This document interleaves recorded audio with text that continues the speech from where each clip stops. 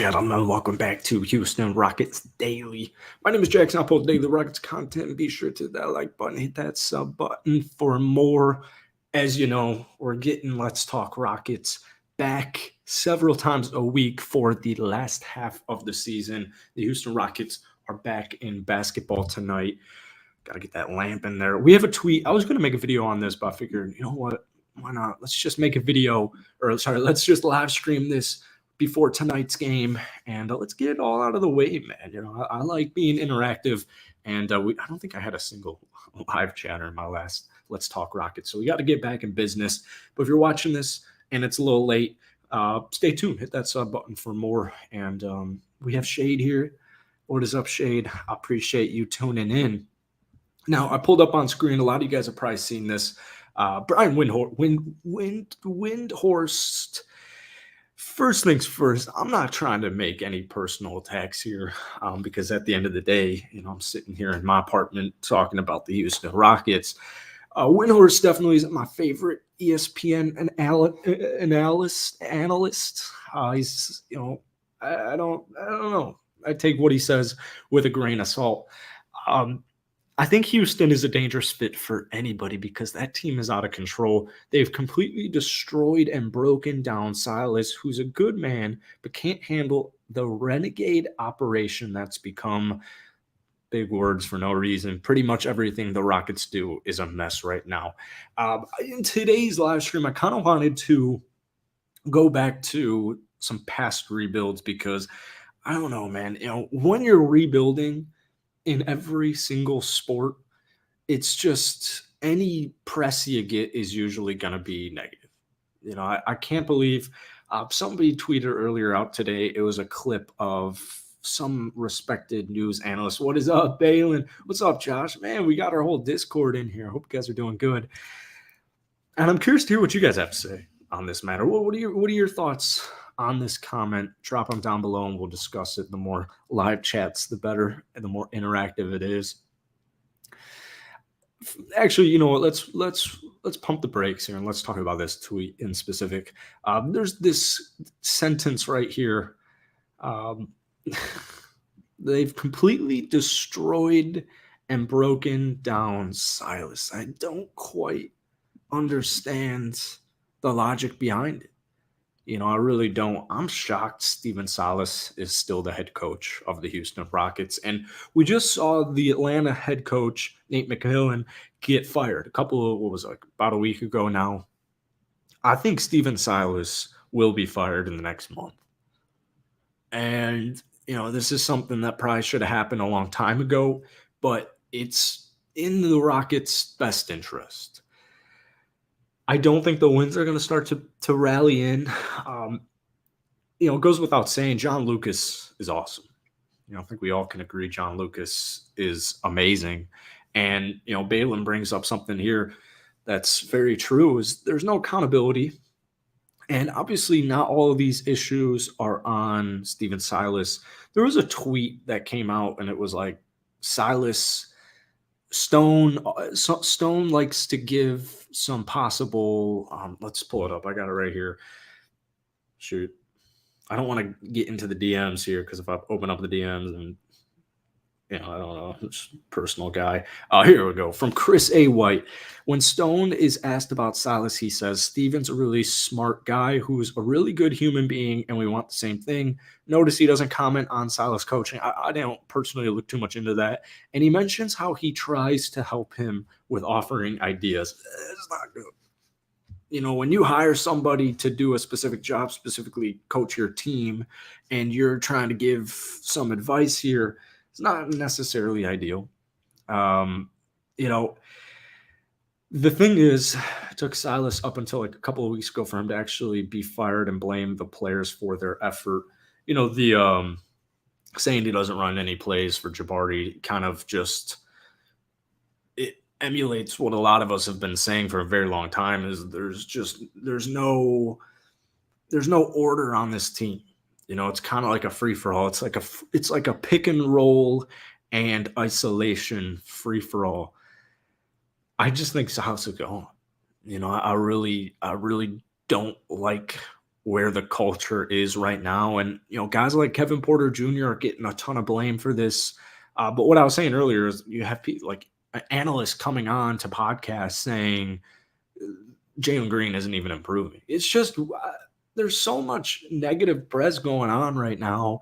Jalen's putting up 20 plus a game. Şengün looks great. Ty Washington Jr. looks like a great draft pick. There's just so much going on that it's a little bit everything. I really agree with Al Comedy. Hope you're doing well as well, man. Can't talk today. I don't know. Good man doesn't equate to good coach. I like him, but not as our coach, especially after the Jabari no play situation. Hitting the nail on the head here is a fact. It really is. And it's getting to the point where, I would like to see Silas. I made a video a couple of weeks ago saying just fire Silas right now.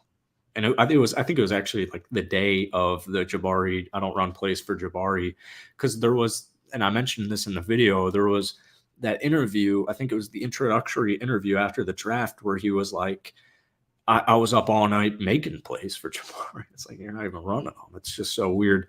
I don't know, man. I think it would help ease like the PR situation. John Lucas is the player's coach. You want to win for Lucas. You want to play for Lucas. And that's a good example, I think, of a good guy and a good coach, whereas Silas is a good guy, not a great coach. But basically what I'm trying to say here is, in a confusing, complicated matter, is if you fire Silas, I think that is a good, easy, quick scapegoat. And it's a scapegoat's not even really the best word. Excuse is not even the best word. It's just Silas isn't helping our young development. He just isn't. I mean, I always mention this. In that Rockets home opener I went to, Bruno Fernando was the starting center. And I love Bruno, and I appreciate everything he did in his brief tenure with the Houston Rockets. But come on. Come on. All right, let's hit the chat. Jalen's been balling. Jalen's going to have a great second half of the season. I think we're all ready for it. And Jalen has improved so much, specifically with just like getting downhill, using his body, using his momentum, getting crafty around the rim, finishing, getting to the free throw line, the defense. Like we know Jalen Green probably at no point in his career will be a lockdown defender. That's not why we got him. That was not supposed to be what's going to happen. Jalen gets hate because he's a highlight hooper, but LaMelo and Jordan Poole don't. It's an interesting situation. What do we have? 13 wins. The Spurs have 14, and it's like, I don't know. The Spurs don't have any crazy big names on them, but you also, when you have just 13, when your record's 13 and 45, bad news, bad publicity, bad press for bad teams. That's what sells. Sports journalism in general, journalism as a whole has just kind of become a laughing stock in the last handful of years, especially since our recent pandemic. But that's the issue with sports journalism, is they're not really looking for stories. They're more so looking for clicks, push narratives. I low-key wanted Quinn Snyder, but the Hawks got him. I think personally Ime Udoka should be first on the list. I would love if Ime Udoka was the head coach. He's a guy who holds every single player, no matter your skill level, no matter if you're the first guy on the roster, the 15th guy on the roster. Ime's a guy who's going to hold everybody accountable, including himself, right? What do you think? What do you think the best coach is for the Rockets? I wouldn't have minded Quinn Snyder, and I said this on my show yesterday when we talked about Quinn Snyder getting hired. Quinn's a great regular season coach. I think when it comes down to winning in the playoffs, it's probably not the best route. The issue with if we wanted Quinn Snyder to bail in is apparently his schemes take like a year to understand. So complicated schemes. I'm thinking Josh McDaniels on the Raiders, but once it gets going, it gets going. So, from the Hawks' perspective, their season's kind of a wash. I don't think they played last night, but before the first game of the break, whether it was last night or tonight, the Hawks were one game below 500. I don't think they've played yet. this is season to wash for him. Make the playoffs, try and get out of the play-in if you're in the play-in, but this is for next year. So as far as Houston Rockets future head coach goes, that's a great question. Outside of Ime, Kenny Atkinson's always in the loop. He's kind of, I saw something funny, a funny tweet saying he's like the Miles Turner of coaching rumors. Remember in 2020 when we had 20 plus losses in a row, Silas had a mental breakdown in the press conference.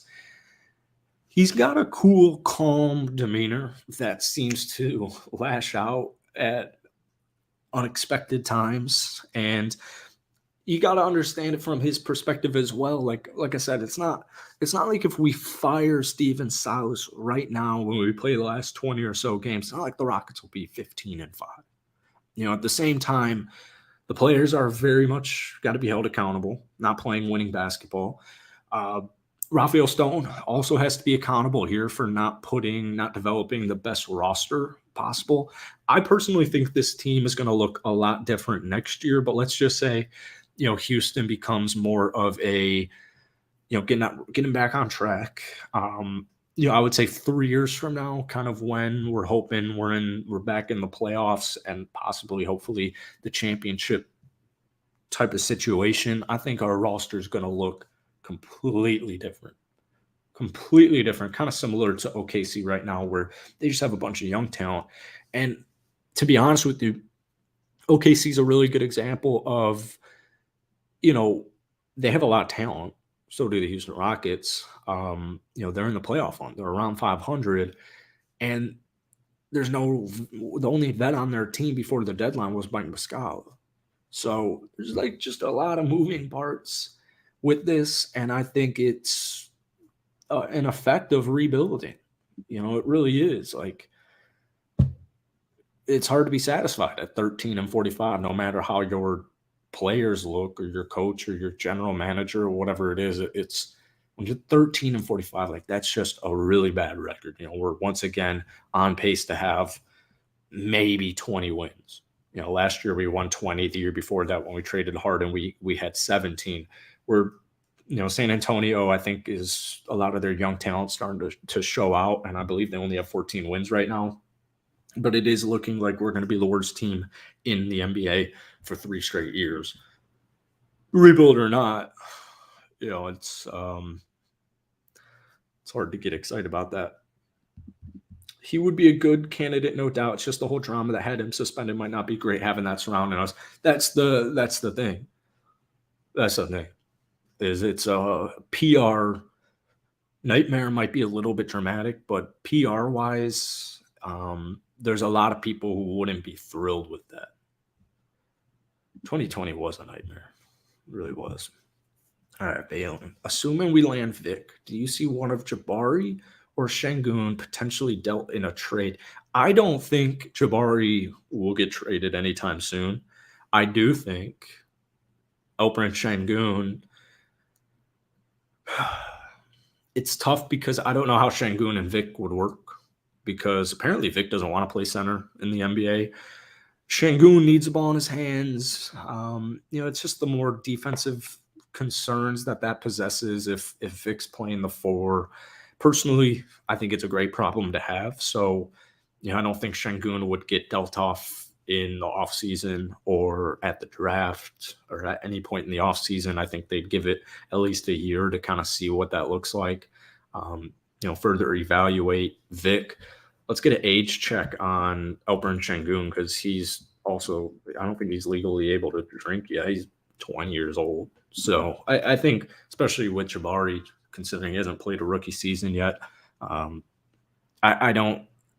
it raises questions. It gets me thinking if somebody was going to go, it would probably be Şengün at some point in the future. What do you potentially make of an offseason trade for Macau Bridges to fill our empty 3 spot? I absolutely love it. Macau Bridges currently, now that he's in Brooklyn and has ball in his hands a lot of the game, he's looking like a rising star. And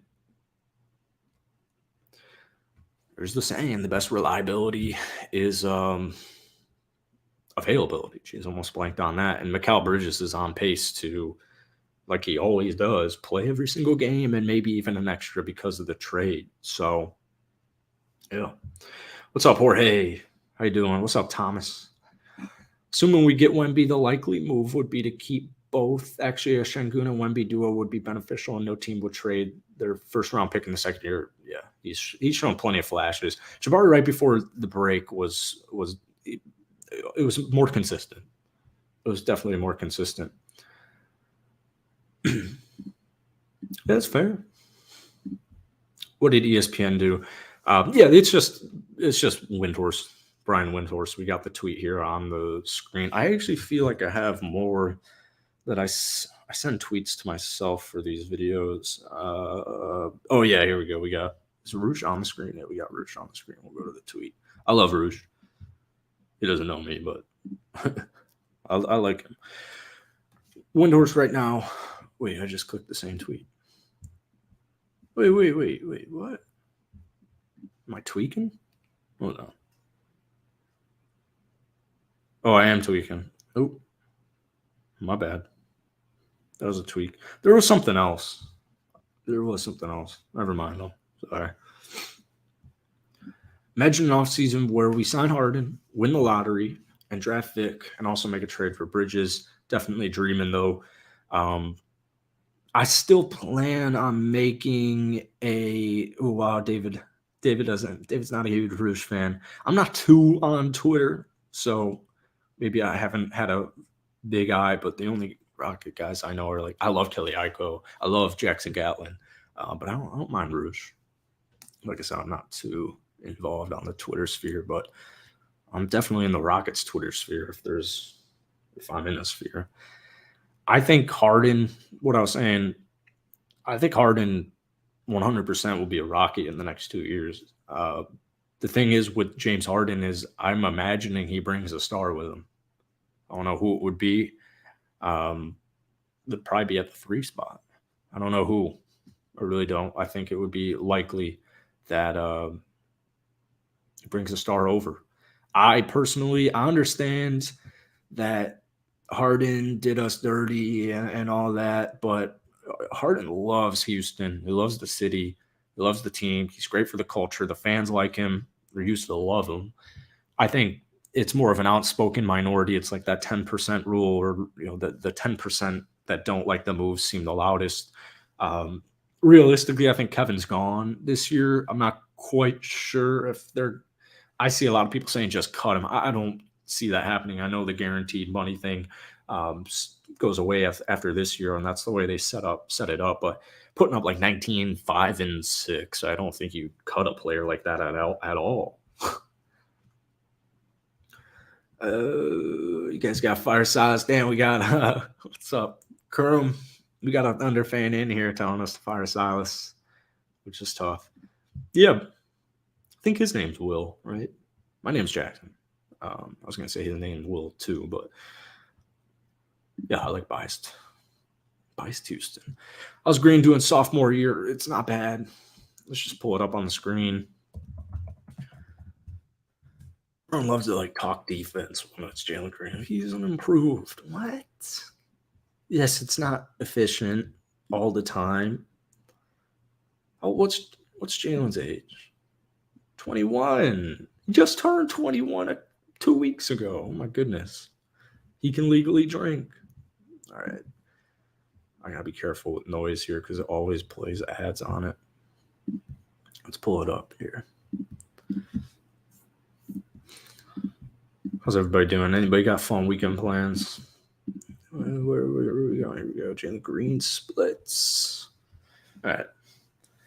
February, 22 points, 39.3% from the field, 34.7% from downtown, proving that free throw percentage all the way up to 85%. Maybe seasons are probably the best, and I'll talk about this like every time I go live.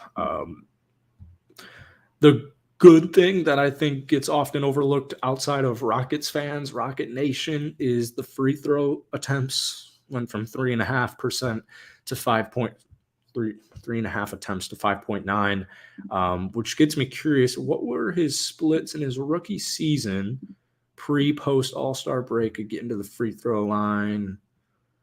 Let's see. Oh, pretty much same. Actually, technically a small decline, but this right here is the reason why. Oh, yeah, we're not going to do that. This right here is the reason why. I mean, if you guys remember, Jalen ended the season on a 40-piece, if I'm not mistaken, and I think that was against Atlanta. He averaged 29 points. But first half, every single stat is an improvement. Even turnovers, even average less turnovers. Every single stat is an improvement. 14.6 points per game to 22. The field goal percent to 38.7 to 47.6. The three-pointers to 31 to 38.7. He started passing. We saw a better assist number. We saw an increase in rebounds. It was just, it was good. All right. I like having something on the screen, so we're just going to pull up Rouge here again. All right, let's check the chat. Yeah, consistency. So that's, we saw the more consistency in the second half of last year, and I think the same thing. I think Jabari's trending in the exact same direction. You still on the Knicks train? I don't hate Daishen Nix. I know he has a lot of errors and a lot of mistakes, but he's a very young player. No, he should not be ahead of the rotation at Ty Washington Jr., but there are flashes that Daishen shows. Daishen Nix is the worst G League prospect to join the NBA ever. I don't know why he's in China right now. Yeah, Rock fans give him a really hard time. Real question is, what do we do with all the free cap space? Sign a superstar or some vets? Good question. I don't think they're going to get a superstar. I think they're going to keep that in their back pocket for if they were to acquire a guy like James Harden. Let's get some free agents, and let's just give yes or no's. Chris Middleton, I know I've talked about that on the show sometimes. Chris Middleton could be an interesting piece. Like take Detroit, for example. They got Bogdanovich. He's having a phenomenal year. They didn't trade away Bohan at the deadline because, first off, Cade's injured this year. They made a trade for Wiseman. They're doing a really good job at kind of redrafting talent, i.e. Marvin Bagley and then James Wiseman. But they got Bogdanovich, and they kept Burks. They kept Noel didn't get released, right? They kept a lot of these vets because they're going to make a playoff push next year. That's what they're going to do. All right. James Harden on the player option. Chris Middleton's also on the player option. Kyrie, no way. Kristaps Porzingis. I want him to be a Chicago Bull. He's also on a player option. Kevin Love, no way. Jose, D'Angelo Russell, he'll be a Laker. Vucevic, no. Dre, Freddie Double V. They could go for more of a lower end free agent move, like a trade for Macau or signing Freddie. Who's in his prime perfectly right now. I wouldn't be surprised even if they were to get like a Jeremy Grant, a Harrison Barnes, Christian Wood, Kyle Kuzma, I think would be super cool, but it's not going to happen. So basically to summarize, I think they're going to get maybe more of a lower end big name to help establish their team. Having a couple whiskeys, watching ball, and a bit of work. Big push to the – yes. I'm making a raps video for my main channel later tonight. Do we have enough for 2 max slots? What's up, Jay? Knicks and Dwight Howard, best duo in China. Do we have enough for 2 max slots? Yeah, man, I think we'll have over 60 mil in cap space. I don't think we're quite at OKC's level where they're going to have 3 open max spots, possibly. Did the Shea extension mess that up? Did Shea even get extended yet? There's one Harden and some solid role players. Like I said, and I think this team will look completely different. I'm curious, the futures of guys like Jayshawn Tate, KJ Martin Jr. I'm curious to see what this roster is going to look like next year. Outer Banks. Yeah, I started that last night. Stone's on the hot seat. Definitely is getting a little bit hotter, isn't it, this offseason? Why they keep his job, or we'll soon have a new GM, I think. I do think that is correct. I don't think Stone should be gone quite yet, but you're right. If we are at this point next season, we're 13-45 again, I don't think he'd keep his job either. I think they'll make a move for a bigger name, guy like Harden, Bridges, whatever it's going to be, get a new head coach. Hopefully, have a top 3 draft pick. Hopefully, number 1 or 2, worst case. And yeah, I think you're right. All right, guys, we're gonna cut it off there. And thank you all for tuning in. We got a lot of interactive people commenting. Absolutely love it. And oh yeah, Cam Reddish would be interesting. He's doing really good for Portland right now in his brief tenure there. I hope a lot of these young guys get dealt. It's a hot take, but a lot of them have to go. 100%. I think they're focusing in on dialing up who's long term for us. All right, that's it. Peace. Appreciate you guys, and we'll see you at some point this weekend, I'm sure.